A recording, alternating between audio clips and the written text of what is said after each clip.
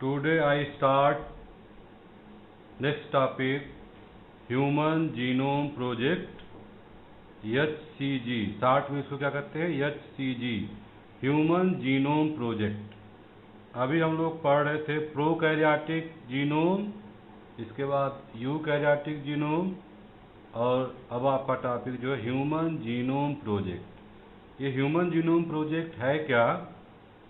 Human के जितने भी जीन हैं उस जीन को सीक्वेंसिंग करके और उसके बारे में सारा इंफॉर्मेशन कलेक्ट करना, ये इस प्रोजेक्ट का मेन एम था कि ह्यूमन में कितने जीन पाए जाते हैं, उस जीन का क्या सीक्वेंस है, उसको पूरा डिटेल स्टडी करना ह्यूमन जीनोम प्रोजेक्ट का मेन एम था। जिससे कि हम लोग अब ह्यूमन जीनोम प्रोजेक्ट है क्या चीज़? The human genome project, short में इसको क्या कहते हैं? HGP means human genome project was an international scientific research project with the goal of determining the base pairs that make up human DNA and of identifying and mapping all of the genes of the human genome from both a physical and functional standpoint। Means कि जो main goal है, main M है human genome project का, जिसमें कि human में जितने भी आपके क्रोमोसोम हैं उसमें जितने जीन पाए जा रहे हैं, जीन का लोकेशन, किस किस जगह पे जीन लोकेटेड है क्रोमोसोम में, और उसके डीएनए सीक्वेंसिंग करना। Human Genome Project was an international scientific research project that aimed to determine the complete sequence of nucleotide base pairs that make up human DNA and all the genes it contains। तो human genome project एक बहुत बड़ा international project था, जो भी अभी तक biological field में जितने भी काम हुए हैं उसमें सबसे बड़ा ये ह्यूमन जीनोम प्रोजेक्ट का काम था, जिसमें कि बहुत सारे कंट्री इस प्रोजेक्ट में एक साथ इन्वॉल्व थे। इसमें मेन आपका अमेरिका है, यूके है, फ्रांस है, जर्मनी है, इंडिया है। इट रिमेन्स द वर्ल्ड, यहाँ पे आगे है, it remains the world largest collaborative biological project. जो भी बायोलॉजिकल प्रोजेक्ट है उसमें सबसे बड़ा जो है आज तक में कौन सा प्रोजेक्ट है? Human genome project. Human genome project जो है दो तरीके से कंप्लीट हुआ।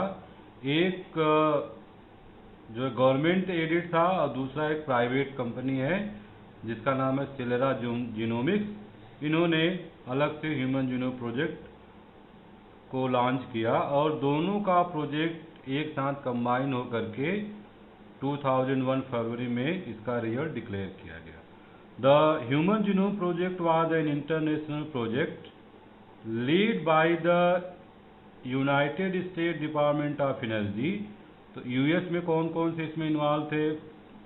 यूएस डिपार्टमेंट ऑफ एनर्जी, इसके बाद है national institute of health NIH, and Wellcome trust, UK का वेलकम ट्रस्ट है, वेलकम कंपनी है दवा बनाने वाली। And launch in 1990 to map and sequence the human genome. ये आपका जो ऑर्गेनाइजेशन है ये जो है 1990 में ह्यूमन जीनोम प्रोजेक्ट को मैप करने के लिए इन्होंने फंड जनरेट किया। ये सेकेंड ह्यूमन जीनोम प्रोजेक्ट। दूसरा जो ह्यूमन जीनोम प्रोजेक्ट है was setup by a private company Celera Genomics. उस कंपनी का नाम है Celera Genomics of Maryland USA in 1998। तो जो सेकेंड कंपनी है सेलेरा जीनोमिक्स, इन्होंने 1998 में ह्यूमन जीनोम प्रोजेक्ट को कंसीव किया, लॉन्च किया इस प्रोग्राम को। तो इसमें ह्यूमन जीनोम प्रोजेक्ट में है क्या कि जितने भी ह्यूमन के डिफरेंट जो रेसेस हैं, रेसेस मीन्स जैसे कि आपका वाइट रेस है, इसके बाद ब्लैक रेस है, इसके बाद मिक्स रेस है। तो जो अलग अलग तरह के कंट्री हैं जहाँ पे कि एक पार्टिकुलर टाइप के ह्यूमन के रेसेस पाए जाते हैं, तो उस रेसेस में जैसे कि एशियन कंट्री हो गया, यूरोपियन कंट्री हो गया, रशियन कंट्री हो गया, अमेरिकन कंट्री होगा, अफ्रीकन कंट्री हो गया, तो इसमें आपको अलग अलग टाइप के उनका फिजिकल अपीयरेंस आपको दिखाई देता। कोई बहुत बड़ा रहता है, किसी की लंबाई ज़्यादा होती है, कोई बहुत ब्लैक है, कोई बहुत वाइट है, कोई जैसे इंडियन है तो पूरा मिक्स टाइप के हैं हम लोग। तो अब ये रेसेस अलग अलग जगह से सारे ह्यूमन का जितने भी रेसेस हैं सब जगह से उनका सैंपल कलेक्ट करके लैब में आता था और उस पर पूरा रिसर्च हुआ। तो इसमें देखा गया कि 99.9% जो जीन का सीक्वेंसेस है ह्यूमन बीइंग में, रेसेस में क्या है, सिमिलर है। ये सबसे बड़ा इम्पॉर्टेंट है ह्यूमन जीनोम प्रोजेक्ट का कि 99.9% जो है वो क्या है, सिमिलरिटी है। सिर्फ 0.01% का डिफरेंसेज है। ये डिफरेंसेज कोई बहुत मायने नहीं रखता है क्योंकि सिमिलरिटी आपका 99.9% है।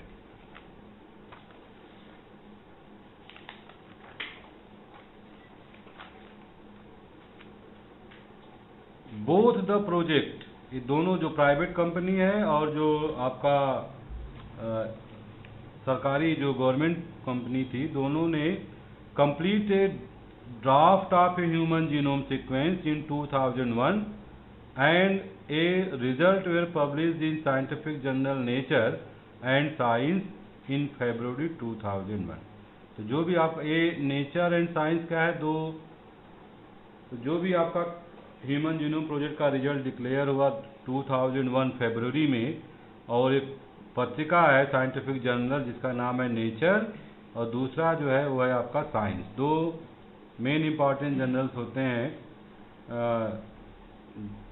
साइंटिफिक जो भी रिसर्च हम लोग करते हैं उसके लिए।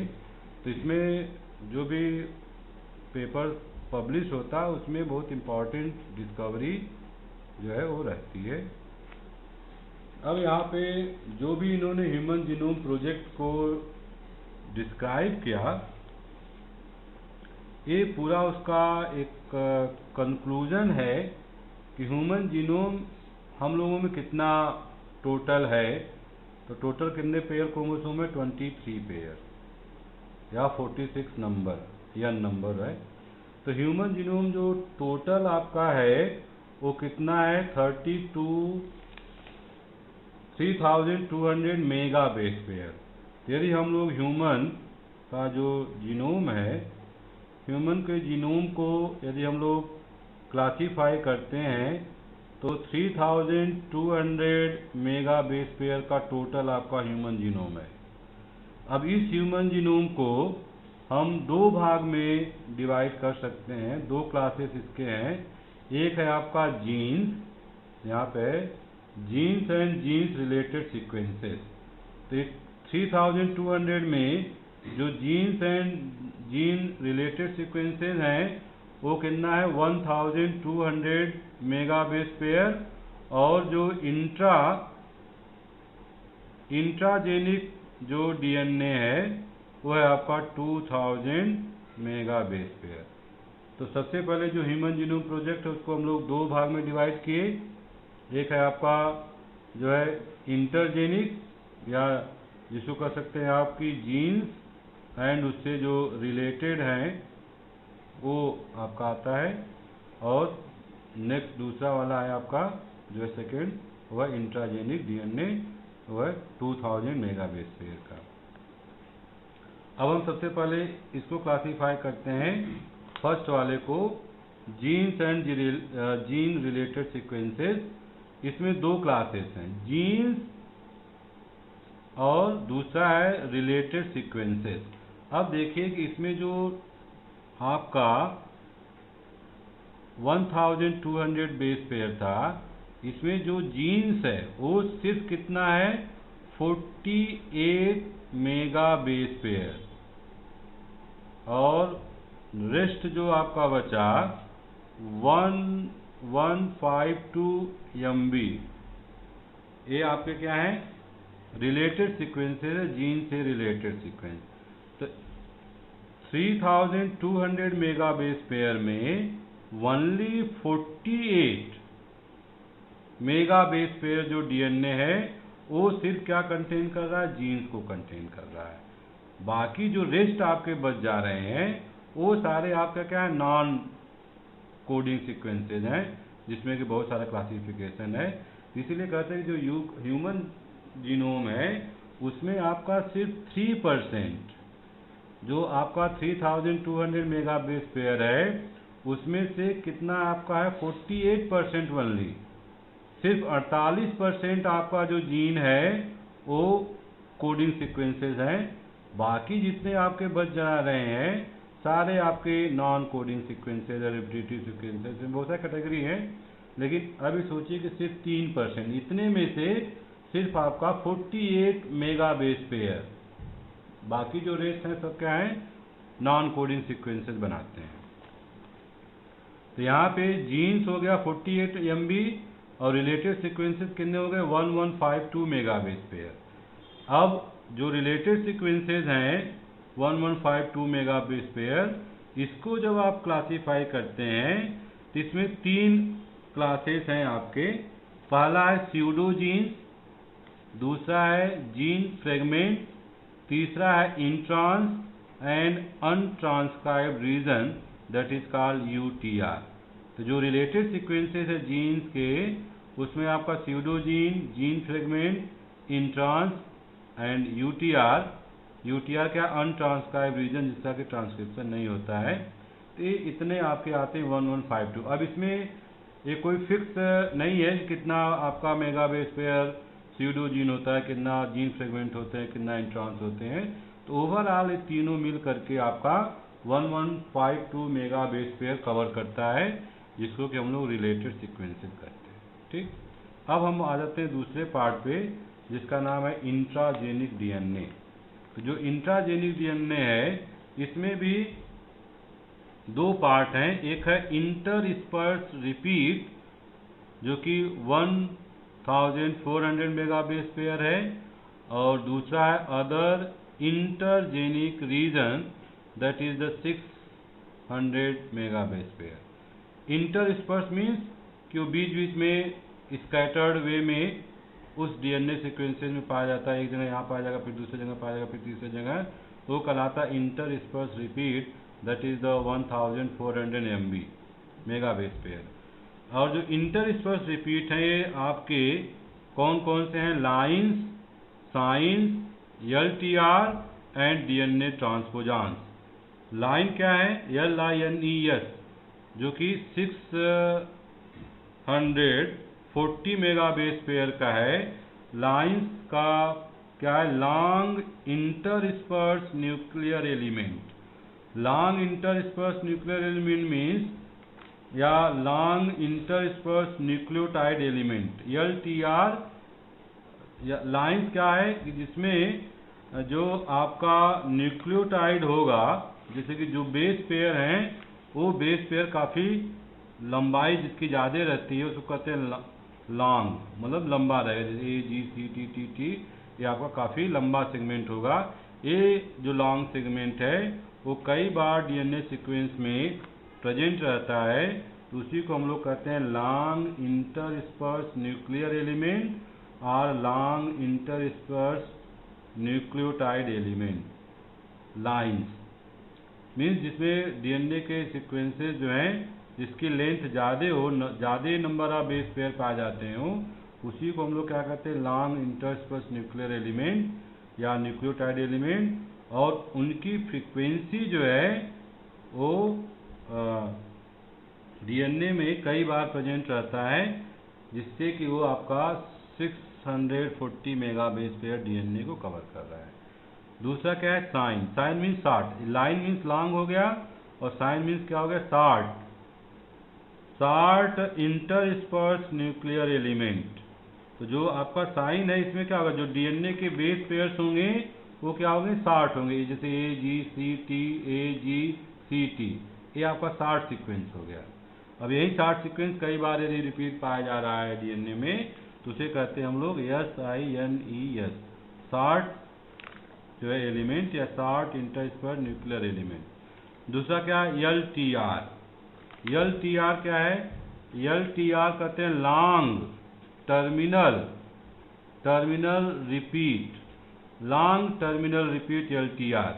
तो टर्मिनल रिपीट मीन्स जो क्रोमोसोम के टर्मिनल एंड्स हैं या जो लास्ट में जो टर्मिनल एंड्स पाए जा रहे हैं दोनों एंड पे, जैसे ये आपका क्रोमोसोम है, यहाँ पे जो पोजीशन पाया जाता है वो क्या कराएगा, लॉन्ग टर्मिनल मीन्स ये दोनों जो एंड्स पॉइंट हैं उस पे जो है सीक्वेंसेस की संख्या ज़्यादा होती है और वो जो है ज़्यादातर वो कॉर्नर पे पाए जाते हैं या सबसे जहाँ पे आपका एंड हो रहा है क्रोमोसोम वहाँ प्रेजेंट रहते हैं, इसलिए इसको कहते हैं लॉन्ग टर्मिनल रिपीट।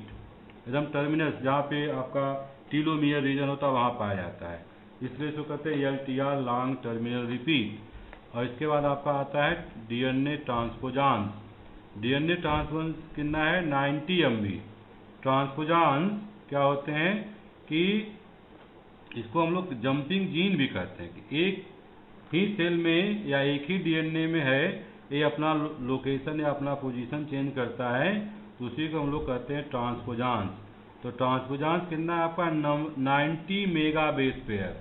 यदि हम इस ट्रांसपोजांस को भी देखें और जीन को यदि कंपेयर करें तो ट्रांसपोजांस से भी कम है आपका मेन जो कि DNA या जो जीन को फॉर्म कर रहा है, ट्रांसपोजेबल एलिमेंट से भी उसमें बेस पेयर कम है। यहाँ पे 90 मेगा बेस पेयर है, यहाँ पे सिर्फ आपका कितना 48 मेगा बेस पेयर। तो आप समझ सकते हैं कि जीन का परसेंटेज जो है हमारे सेल में कितना कम रहता है जो कोडिंग सीक्वेंस बना रहा है, बाकी सारे क्या है नॉन कोडिंग है।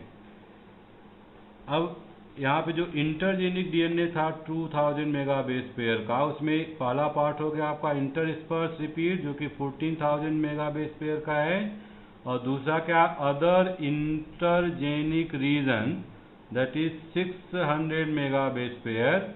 इसमें आपके जो है दो पार्ट आते हैं, एक है आपका माइक्रोसेटेलाइट्स जो कि 90 मेगा बेस पेयर फॉर्म कर रहा है, और इसके बाद वेरियस मतलब और भी हैं डिफरेंट जो कि आपका 510 मेगा बेस पेयर।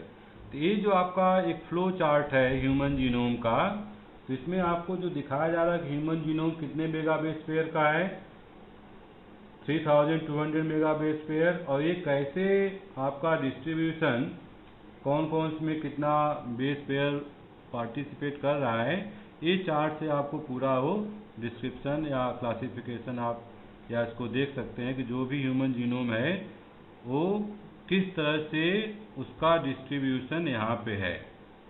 तो जो मेन आपका जीन्स है वो जीन चारों तरफ से ये डिफरेंट तरह के जो आपके इसको हम सारे को मिला के एक टर्म यूज कर सकते हैं रिपीटेटिव सीक्वेंसेस या नॉन कोडिंग सीक्वेंसेस। तो नॉन कोडिंग सीक्वेंसेस जो है इस जीन के बीच बीच में पाया जा रहा है, मतलब जीन की संख्या बहुत कम है। और जैसे ये आपका क्रोमोसोम है, मान लीजिए इतना बड़ा क्रोमोसोम है, ये इतना बड़ा क्रोमोसोम है, इसमें जीन जो है आपका एक यहाँ पे ये जो आपको डॉट दिख रहा है ये क्या है जीन को दिखाने के लिए कि भाई इतने जीन, मान लीजिए इतना बड़ा क्रोमोसोम है, इसमें आपको 10 पॉइंट दिख रहे हैं, तो ये 10 पॉइंट कहाँ दिखा रहा है, ये जीन का लोकेशन या जीन की मैपिंग दिखा रहा है कि जीन जो है यहाँ पे प्रेजेंट है। बाकी जो DNA है वो जीन को कंटेन नहीं कर रहा है। तो इस डायग्राम से या इस जो आपका फ्लो चार्ट है उससे आप ये समझ सकते हैं कि ह्यूमन जीनोम जो है आपका किस तरह से डिस्ट्रीब्यूटेड है हमारे सेल में। क्या अब नेक्स्ट पॉइंट जो आपका salient features of the human genome. Human genome में क्या क्या जो रिपोर्ट आया आपका नेचर एंड साइंस में, उसका क्या समरी है, क्या क्या मेन कंक्लूजन है ह्यूमन जीनोम प्रोजेक्ट का। तो human genome consist of the information of 23 chromosome, जिसमें कि आपका 23 में 22 ऑटोसोम है प्लस XY और XX, 20 ये होगा आपका मेल और ये हो गया फीमेल। तो ये टोटल आपका मेल फीमेल दोनों के बारे में यहाँ पे है कि जो 23 क्रोमोसोम्स हैं ह्यूमन बीइंग में, मेल एंड फीमेल दोनों क्रोमोसोम का वेरिएशन हो सकता है, XY हो सकता है, XX हो सकता है, the human genome contains over 3 billion nucleotide pairs. तो जो हमारा टोटल आपका 23 क्रोमोसोम्स हैं, पेयर ऑफ क्रोमोसोम, इसमें डीएनए के बेस पेयर कितने पाए जा रहे हैं? 3 बिलियन जो है आपका बेस पेयर एक सेल में। ये टोटल सेल की बात नहीं कर रहे हैं, जो 23 क्रोमोसोम है वो एक सेल में है। और इस एक सेल का यहाँ पे है कि जो आपका 23 पेयर क्रोमोसोम है उसमें 3 बिलियन न्यूक्लियोटाइड प्रेजेंट है। Human genome is estimated to have about 25 to 30,000 genes. तो ह्यूमन जीनोम का जो प्रोजेक्ट का है कि उसमें 25 से 30,000 तक जीन प्रेजेंट है। And average gene consist of 3000 bases. और ऑन एवरेज आपका निकालेंगे, जैसे कि मान लीजिए कि 25,000 टोटल जीन्स आपके ह्यूमन में प्रेजेंट हैं, तो जो 25,000 जीन्स हैं आपके, उसमें एक जो जीन है, एक जीन में कम से कम 3000 बेस पेयर जो है ऑन एवरेज या ओवरऑल एक जीन में कितने बेस पेयर पाए जा रहे हैं? 3000 बेस पेयर हैं। But size of genes vary greatly. लेकिन अलग अलग जीन जो है आपका किसी में कम किसी में ज़्यादा हो सकता है। जो 3000 है एवरेज है, एवरेज सारे जीन का मिला करके एवरेज बताया, जैसे मीन मीडियन मोड निकालते हैं हम लोग ना, तो उसी तरह से ये एवरेज है। मीन है कि सारे जीन में जो भी न्यूक्लियोटाइड के बेस पेयर उसको मीन निकालेंगे आप, तो ऑन एवरेज कितना आएगा? 3000 base pair. But size of genes vary greatly with the largest known human gene encoding dystrophin. ये आपका प्रोटीन है जिसको कि हम लोग कहते हैं dystrophin, containing 2.5 million base pair. 2.5 million base pair. तो जो डिस्ट्रॉफिन प्रोटीन है उसमें एक प्रोटीन को कोड करने के लिए कितने बेस पेयर पाया जा रहा है? 2.5 मिलियन। तो सबसे बड़ा जीन हमारे सेल में कौन सा है? डिस्ट्रॉफिन। ये जो है सबसे लार्जेस्ट जो है जीन है, जिसमें कि बेस पेयर कितना है? 2.5 मिलियन बेस पेयर प्रेजेंट हैं इस प्रोटीन को बनाने के लिए। ये सबसे बड़ा जीन है डिस्ट्रॉफिन का, जो कि कोड कर रहा है। जबकि ऑन एवरेज कितना है? 3000 बेस पेयर। यहाँ पर कितना है? 2.5 मिलियन, बहुत ज़्यादा है। Only about 3% of the genome encodes amino acid sequences of the polypeptide। जैसे कि पहले बताए थे कि 97% आपका नॉन कोडिंग है और सिर्फ 3% ही डीएनए है जो कि कोड कर रहा है, जिससे कोई न कोई जीन की सिंथेसिस हो रही है। ओनली 3%। तो 3% आपका असली नोट है और 97% क्या है? वो नकली नोट है। देखने में सेम लगेगा लेकिन वो किसी काम का नहीं है। क्यों? क्योंकि उसमें कोई जीन जो है कंटेन नहीं कर रहा है। Rest of its is junk. Polypeptide and rest of its is junk कहिए या उसको रिपीटेटिव डीएनए कर सकते हैं। The function are unknown for over 50% of the discovered gene. अब जो 25,000 जीन टोटल हमारे सेल में है, उसमें का अभी तक हमारे पास सिर्फ 50% जीन हमारे सेल में कितना है? 25,000। सपोज करिए 25 से 30,000 तक का है, तो उसमें से हमारे पास अभी जो इंफॉर्मेशन है वो सिर्फ कितना है? 50% जीन के बारे में हम जानते हैं कि 50% जीन क्या काम कर रहा है, और अभी 50% जीन के बारे में हमको इंफॉर्मेशन पूरी तरह से नहीं मिला है। तो इसको अभी जानना है 50% के बारे में अभी, कि जानना है कि कौन कौन सा प्रोटीन, कौन सा एंजाइम, किससे क्या बन रहा है, उसका क्या फंक्शन है। मतलब अभी हमको आधा, सिर्फ हाफ इंफॉर्मेशन है। जो भी जीन ह्यूमन जीनोम का हुआ उसमें 50% जो है जीन के बारे में इंफॉर्मेशन हमारे पास है और 50% अभी हमारे पास नहीं है। उसका खोज अभी जो है वो चल रहा है। The function are unknown for about over 50% of the discovered gene। तो जितने भी डिस्कवर्ड जीन है उसमें से 50% ज्ञात है और 50% अभी नहीं है। अब नेक्स्ट आपका एक चार्ट है, ये बहुत इम्पॉर्टेंट है, जो आपका जीन सीक्वेंस है कितना है, 3%, ओनली 3%। अब इस 3% जीन को यदि हम स्टडी करें तो स्टडी करने पे हमको जो, यदि हम एक चार्ट बना लेते हैं, पाई चार्ट जिसको बोलते हैं, तो इसमें आपको 23.2%, 21%, 17.1% और इसके बाद है 38.2%। ये आपका जो जीन सीक्वेंसेज है 3% का, ये आपका दिखाया जा रहा है इस 3% जो डीएनए है उसका क्या डिस्ट्रीब्यूशन है। ये जो 3% टोटल डीएनए हमारे पास है, ये क्या क्या काम करते हैं, सेल में क्या फंक्शन करते हैं।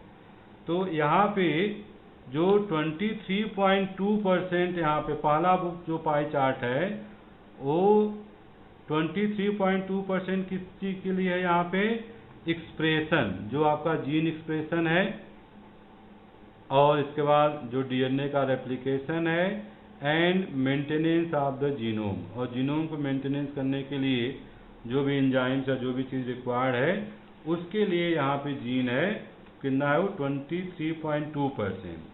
किसके लिए, एक्सप्रेशन के लिए, रेप्लिकेशन के लिए और जीनोम को मेंटेन करने के लिए।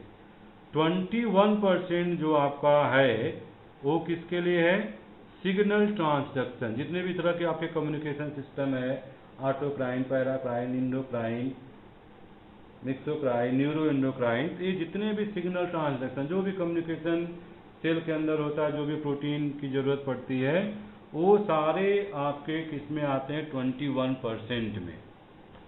इसके बाद क्या है 17.1, इसमें क्या आएगा, जितने भी general biochemical function of the cell, जितना भी बायोकेमिकल पाथवे है डिफरेंट टाइप के, उसके लिए जो भी एंजाइम, जितने भी चीज़ें हैं, वो सारा आपका 17.1% से बनता है, general biochemical function of the cell. और जो 38.2 है ये आपका डिफरेंट टाइप का जो सेल्स की अन्य एक्टिविटी है उसके लिए है। तो जो आपका एक 3% जो जीन है उसका एक मेजर जो डिस्ट्रीब्यूशन यहाँ पे दिखाया गया है, a pie chart showing the gene distribution only 3% will show in this figure. तो जो 3% है इसको इस फिगर में दिखाया गया है कि इस 3% का 23.2% एक्सप्रेशन के लिए है, रेप्लिकेशन के लिए, मेंटेनेंस के लिए ऑफ द जीनोम, 21% है सिग्नल ट्रांसडक्शन के लिए, 17.1% है general biochemical function of the cell, and 38.2% है अदर एक्टिविटी।